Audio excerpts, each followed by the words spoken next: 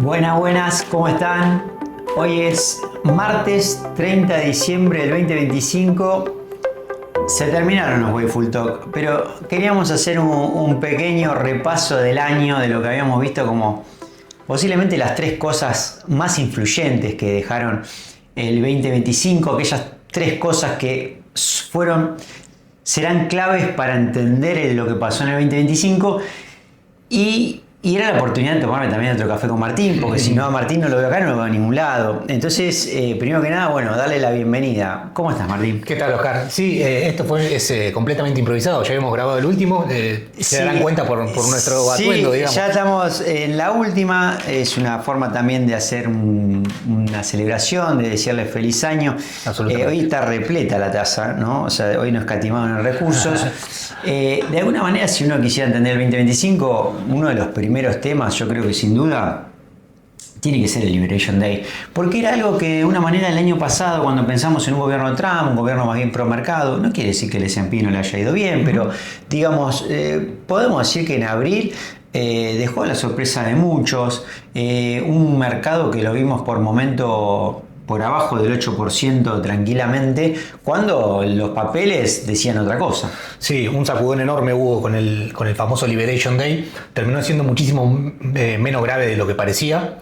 Todavía no se terminó de resolver la situación, estamos todavía en veremos.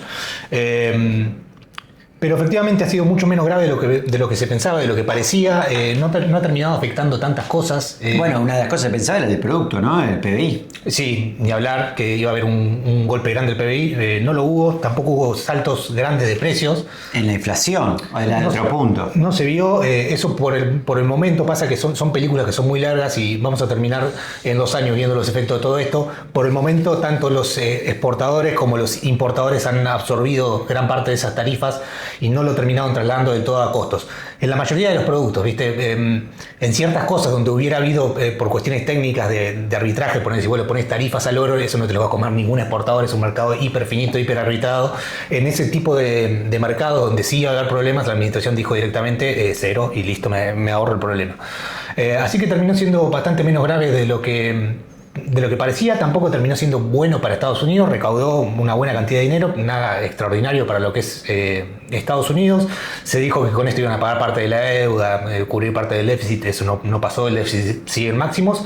Así que aquí estamos, Liberation Day. De alguna manera sí decir que lo que sí vimos afectados es el mercado de empleo, ahora no lo vimos claro en el GDP, ¿no? En el Producto Bruto, ¿no? Pasa que el GDP, como es un componente que tiene un montón de variables, vas a ver algunas cosas que te subieron y otras que te bajaron. El ítem de investment, de inversiones, que es donde entra la parte de inteligencia artificial y todo el gasto de las empresas, no solo te mantuvo el GDP a flote, sino que te lo hizo subir, de hecho. Entonces, de alguna manera, gran parte de la suba del GDP lo explica todo lo que pasó en el mercado, el segundo punto que queríamos tratar, todo lo que pasó en el ecosistema de inteligencia artificial. Absolutamente, es sin duda la vedette del año, no tanto por los retornos, si bien hubo algunos retornos muy buenos, pero creo que la suba extraordinaria de la IA fue el año pasado. Este año hubo buenos retornos en algunas cosas, en otras no tanto. Hubo buenos gastos en CAPEX. Los famosos hyperscalers, estas empresas tecnológicas gigantes, gastaron mucho dinero en infraestructura y van a seguir gastando mucho dinero en infraestructura, al menos eso guiaron para el año que viene. Cuando decimos gasto en CAPEX, decimos gasto en inversiones, en maquinarias, en cosas que sirven para producir. Exactamente, en este caso más que nada chips, data centers, fibra óptica, ese tipo de cosas. Y seguramente también podemos ahí dejarlo también en energía, que es un poco lo que nos conecta con el tema 3. Sí, energía, cuidado, porque las inversiones en energía, se habla mucho de energía nuclear para darle energía a los data centers. Sí, pero son inversiones que tardan 10 años en darte energía. Mientras tanto, Oclo subió 230%. Sí, con un revenue cero. El board de Oclo está como nosotros tomando café y la acción voló 200%. La acción voló 200% sin tener una sola venta. Eso es especulación pura. Los data centers van a ser alimentados a gas natural por el foreseeable future, digamos. Alguna compañía tipo Google o Microsoft se han comprado su propia planta nuclear, alguna que ya estuvieran dando, pero la gran mayoría de los data centers van a terminar andando a gas natural o incluso a carbón. para salir del problema ahora. Sí, pues no te alcanza la energía, si no vas a tener un cuadrado, una montaña de chips juntando tierra entre un galpón. Ahora, el último tema que nos trastoca es lo que pasó con los metales. Uno cuando mira los commodities, ¿no? Porque hay una relación directa siempre entre, digamos, la baja de tasas, la debilidad del dólar y por el otro lado, lo que pasa con los commodities en contrapunto, ¿no? Un dólar más débil, digo, el DXY, el dólar contra el resto de las monedas, frente a los commodities, entonces dólar débil, commodities más sostenidos. Ahora, lo vimos muy claro los commodities sostenidos, por ejemplo, aquellos que tienen que ver con las cuestiones eléctricas, como el cobre y la plata, pero no así con el petróleo, que se mantuvo. Absolutamente. El petróleo tiene. La producción americana está en récord. En estos momentos es un récord histórico. Por ahí uno siempre piensa en Medio Oriente, Arabia Saudita como el mayor productor. El mayor productor de petróleo es Estados Unidos con mucha distancia. Le están sacando, me parece que es como le están dando el último golpe a la botella de ketchup en el Permian Basin, el vaca muerta de ellos. Y ya puede que el año que viene, a fines del año que viene, empiece a declinar la producción americana si no hay algún salto tecnológico o un salto en el precio del barril. O algún tema con el conflicto bélico con Venezuela y que empiecen a aumentar la producción en Venezuela. Sí, eso te podría pasar de vuelta. Te va a llevar muchos años. Requiere mucha inversión. Es una infraestructura que está completamente destruida la venezolana, así que décadas te va a llevar volver incluso a la producción que Venezuela tenía en los años 60, te va a llevar una década volver a ese nivel. Imagínate lo que ha sido la destrucción ahí. En cuanto a metales, bien diferenciaste vos yo diferenciaría entre base metals y metales preciosos. La plata en este momento se está transformando se comporta como un híbrido entre un metal precioso y un metal industrial. Ahora les explicamos un poquito si quieren. En el caso del cobre sí tenés los dos lados, un problema de oferta y un problema de demanda. Con todo este boom de data centers, los data centers son básicamente tienen mucho cobre adentro. Ahí tenés una fuente de demanda enorme. Otra fuente de demanda enorme que va a haber, Estados Unidos tiene que renovar toda su infraestructura eléctrica. Todo. Es una infraestructura que tiene 50 años y no resiste toda esta nueva demanda que va a tener. Y no sé, por ejemplo, en Estados Unidos hay 50 millones de transformadores que son todos hechos de cobre, hay que renovarlos todos. Así que tenés una demanda futura, una presión en la demanda de cobre altísima, y por el lado de la oferta tenés la producción que está declinando. Se están moviendo las dos cosas al revés. Pero porque nos estamos quedando sin cobre. Nos estamos quedando sin cobre. Ya la humanidad, que viene minando cobre hace 3.000, 4.000 años, ya descubrimos, ya sabemos dónde están todos los grandes yacimientos. Cada tanto se van encontrando algunos, pero lo que se va encontrando o está muy abajo de la tierra o tiene poco rinde, digamos. Ya no quedan minas de tier 1, o sea, de calidad 1, la famosa, no sé, la Escondida de Chile o alguna de las minas peruanas, esas minas que por cada tonelada de tierra que sacás un montón de cobre. De ese tipo de minas ya no hay más. Ahora hay que invertir y trabajar más. Hay que invertir mucho, te cuesta menos mucho. Cobre. Exactamente. Te cuesta mucho y cada vez el yield de las minas es cada vez menor. Así que tenés una doble Nelson ahí. El cobre tiene impulso alcista por los dos lados, te lo podría decir. En el caso de La Plata, que hizo un tremendo rally hacia el final del año. El caso de La Plata es distinto porque La Plata es un metal precioso también, pero es un metal. En la cabeza nuestra lo tenemos como un metal precioso. De hecho, muchos operadores, es discutible si es un metal precioso o un metal industrial. Para mí es un metal industrial La Plata, pero es una opinión personal y se podría argumentar tranquilamente. Que podría cambiar si el precio se va a las nubes. Es que eso te pasa, con el oro no te va a pasar. El oro sí es el metal precioso por excelencia. El precio del oro puede irse infinito y no pasa nada. El precio de La Plata no, porque a cierto nivel, por lo que estuve viendo yo, no sé, es los $150 por onza, empieza a haber destrucción de demanda, como dicen los economistas. Esto significa que empieza a ser inviable tener cosas industriales con plata porque es demasiado caro. Y en ese momento te cae fuerte la demanda. Eso con el oro no te va a pasar y eso son cosas que te pasan solo con los metales industriales. Porque es sustituible por otro. Es sustituible por otro. En otro caso, directamente me fundí por el precio de la plata. No puedo hacer mi cosa. No puedo trasladarlo al precio. Exactamente. Esa es la verdadera destrucción de demanda. Es decir que, yo porque siempre veo la plata en términos de escasez y la plata la veo con una inflación anual del 18% anual contra un oro que tiene una inflación de 1.8 quizás.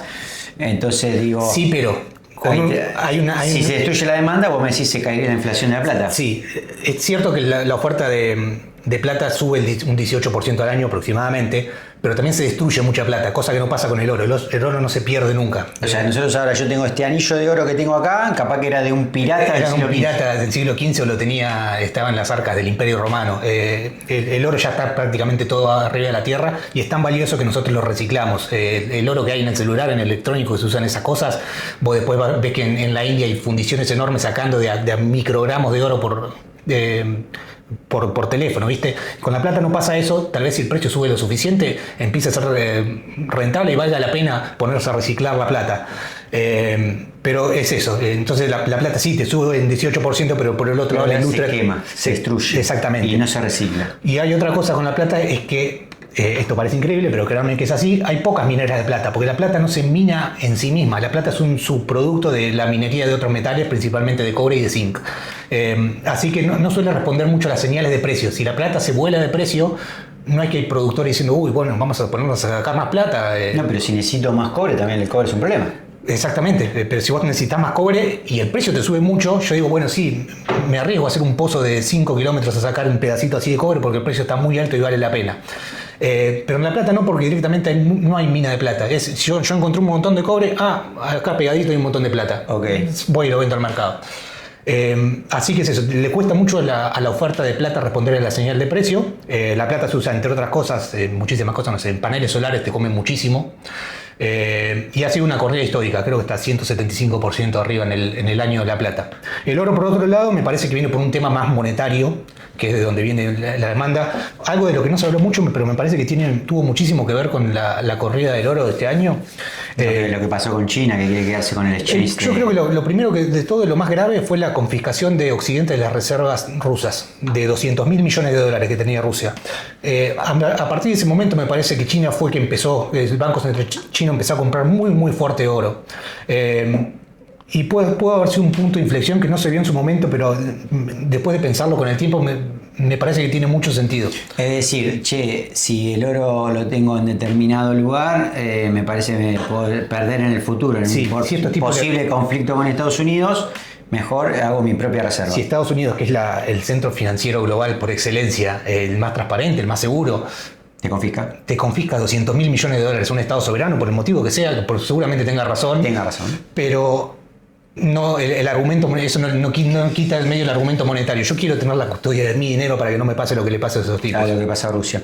Y esto también, de alguna manera, que China quiera ser un potencial centro o exchange y quitarle ese poderío o ese espacio a Reino Unido y Gran Bretaña. Dado que estamos comprando tanto oro, ¿para qué tenerlo juntando tierra en un galpón cuando podemos generar nuestro propio galpón? Exactamente, generar nuestro propio mercado de futuros y más, dado que ahora tenemos toda esta cantidad de oro, la podemos poner a trabajar, digamos, un poquito más. Eso también ha empujado muchísimo el precio. Así que ha venido por ahí la demanda de oro. Como verán, es distinta a de dónde viene la demanda de plata. No, y también fue un año que se imprimió mucha moneda, no solamente dólares norteamericanos, sino euros y... A nivel mundial, sí. Por eso no me gusta mirar el DXY, porque es un poco estafador el DXY. Sí. Si querés ver el valor del dólar, mira el valor del oro. Claro. Bueno, el DXY, recuerden que es una canasta de monedas en la cual medimos el dólar contra un cierto número de monedas, principalmente el euro, 60%, y después un poco la libra esterlina, el yen y demás. Sí. Hasta acá los tres temas principales que nosotros consideramos. Obviamente el tema del yen nos trae dejarle este pequeño bonus que no podemos dejar tocar un cachitín, aunque sea por lo que pasó este año con Japón. Japón no solamente tuvo un cambio de primer ministro, que tiene la primer ministra mujer por primera vez en su historia, un país que tiene ciertas características poco favorables para ese tipo de puestos hacia las mujeres. Sin embargo, también porque era una enorme fuente de liquidez barata para el mundo, que ahora se reconvierte en una moneda con otro tipo por lo menos de expectativas, porque tiene otras pretensiones, te empiezan a subir la tasa. Así es, comienza un ciclo histórico de alza de tasas en Japón, se acaba esto del apalancamiento barato hacia el resto del mundo. Me parece que Japón se ha resignado a decir, bueno, nuestro país no va a crecer nunca más. Pero no está mal en sí mismo, es un país que todavía no crece más, pero quedó clavado muy arriba. Vos vas a Japón y ves la maravilla que es, y no tenés tampoco por qué crecer, digamos. Me parece que Japón se ha resignado a eso y dijeron, bueno, la verdad no podemos, tenemos un problema demográfico que parece no tener solución. Y nos vamos a confirmar. Durará lo que dure. Durará lo que dure, después vendrá un nuevo ciclo, por la razón que sea, la gente volverá a tener hijos. El mercado mismo va a hacer que la gente termine teniendo hijos, digamos. Adapte de alguna forma. Exactamente. Mientras tanto, estamos bien donde estamos y no queremos que usen nuestro país claro, para porque si Japón empieza a suba de tasas y viene a hacer recesión hace como 40 años, digo, esto va hacia seguir en esa recesión. Sí. Consistentemente. Sí. Japón no va a crecer, no va a volver a crecer y va a dejar, ya está dejando de ser un centro de apalancamiento para el resto del mundo. Yo creo que hasta acá cubrimos los principales puntos que dejó este año. Si yo me imagino que en el futuro, si quisiéramos revisar el 2025, me parece que estos 3 temas, sin duda, y esta pastillita de Japón que dejamos van a ser esenciales para poder entender el 2025. ¿Qué le decíamos para lo que viene? Un tremendo 2026. Un poco era esto de querer dejar un último contenido, hacer una despedida final del año. Agradecerles por todo lo que nos siguieron. Agradecerles porque muchas veces ustedes nos escriben en privado y nos dan mucho feedback que nos ayuda a repensar lo que hacemos, a mejorar o incluso a tratar los temas de forma diferente. Agradecidos por su generosidad, desearle lo mejor para el 2026 y bueno, la semana que viene seguimos con las últimas novedades porque tenemos que saber quién va a ser el futuro sucesor de Powell, entre otras muchas cosas. Un gran abrazo y estamos viéndonos pronto.